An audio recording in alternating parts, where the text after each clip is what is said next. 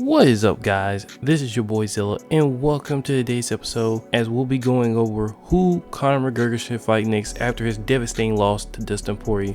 Before I get into that, please hit that subscribe button, also the notification bell so you get a notification every time I make a video, guys. So let's get into this because Conor McGregor coming off the worst loss of his career. He's completely in the dumps right now, but he has vowed to come back and compete many times over. Now, that was before the fight, and he said some of it after the fight. But in this video, we want to go over who is he going to fight next. And to start off this video, you got your classic candidates. You have the Dustin Poirier rematch, the Justin Gaethje fight, the Tony Ferguson fight will also do really good for Conor as they're right next to each other in the standings.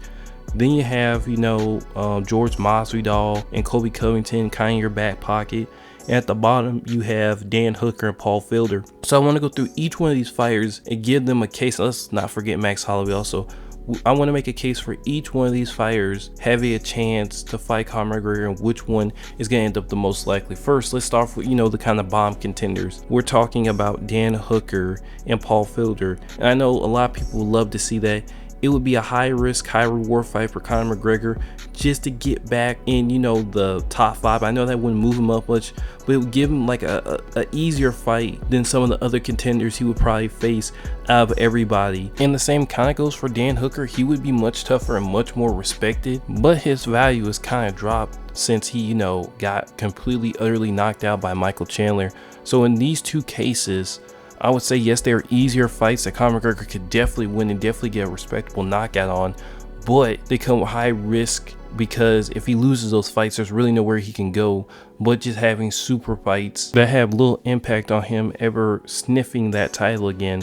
So after that, he could fight Charles Oliveira, who's at number 3, which would be a super tough fight. Like, that is a super duper tough fight. And if he won, I think he could get the title back instantly or get another shot at Dustin Poirier, depending on who wins that fight, whoever he fights next. So then you have Tony Ferguson, who I think he's another respectable guy. He's right next to Conor. The press conference will be off the chain. If he's able to beat Tony Ferguson, who's been known to have a great gas tank, he's going to definitely be back up there. Conor just needs one win against any of these guys in the top 5. Justin Gaethje is probably the most likely fight. Like, if we're going to be honest, he is a great fighter. The leg kicks are a little bit questionable. There's going to be all kinds of narratives going into that fight about Justin Gaethje breaking Conor's legs and knocking him out, which could definitely happen. But if Conor wins that fight, he is instantly back in the title hunt. And of course, the obvious choice will be him to have the rematch against Dustin Poirier again. It would make sense money-wise, legacy-wise, and just all around from a business perspective. That fight is the fight to make. Then you have Michael Chandler looming around, which I think is going to be a real risky fight, especially being him a great all-around fighter and not having a lot of data on him other than his Bellator fights. And he's not really a known name in the UFC, so I think that's really a low win. I mean, it's going to be the win in like the hardcore MMA fans' eyes, but just from a publicity standpoint, if Michael Chandler comes up and knocks out Conor McGregor, he's going to be the biggest push fighter in the UFC after that huge historic win. And then just from other divisions, we have, Colby Covington, and I think the only time he's going to fight Colby Covington is if he wins the title, but even then, that's a huge risk because Colby Covington's a dog. And even with a broken jaw, this man nearly lasted 5 rounds against a well-conditioned champion. So having Conor go up against him is really questionable. Now, if George Masvidal doesn't win the title and he wants, a big super fight, I think Conor versus Masvidal would be a really fun fight. It'll be a nice fight that, nobody's going to really give Conor a lot of crap for getting knocked out by George Masvidal. I mean, the dude's a straight savage, but he has taken a little bit of a hit to his credibility now that he's kind of lost to Usman and lost a lot of momentum. But if he wins the title, then I think Conor would definitely go after him to get that 3rd title in that 3rd division. But then on top of that, we have Max Holloway, who's probably going to come up and try to get his revenge with Conor McGregor if he can get that money. He's had impressive showing after impressive showing. And maybe if he gets that title back, Conor can consider going all the way back down, cutting his losses, going to that smaller weight, and trying to recapture that title again. If he could recapture any title, he can prove his haters wrong, which I think is his main goal right now. But what out of these fighters has the most likelihood of happening?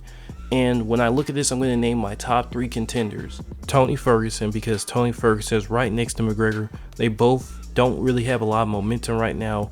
The press conference would be insane.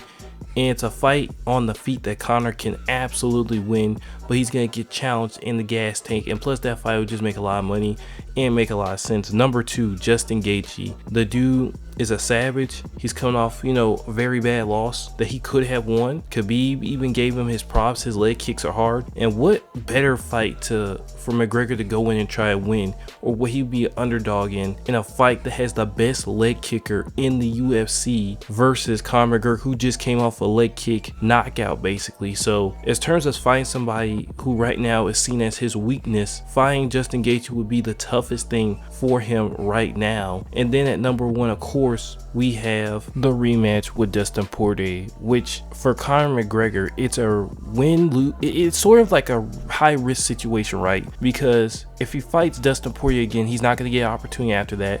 And where he can actually go back down and fight some of these contenders, start warming himself back up to Dustin Poirier, especially with the Gaethje fight.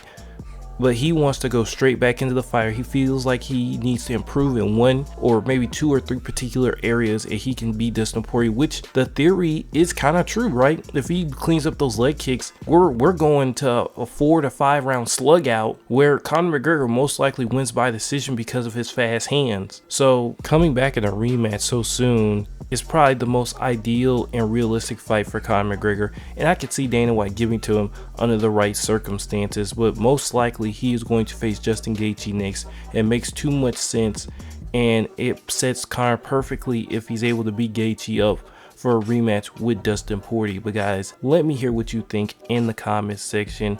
Put who Conor McGregor is going to fight next, and if he fights that person, will he win or lose? But guys, this has been the best Gojira and UFC news and predictions. Sign up, guys. Make sure y'all hit the subscribe button and also hit the notification bell for every time I do a prediction video. And I will see you guys later.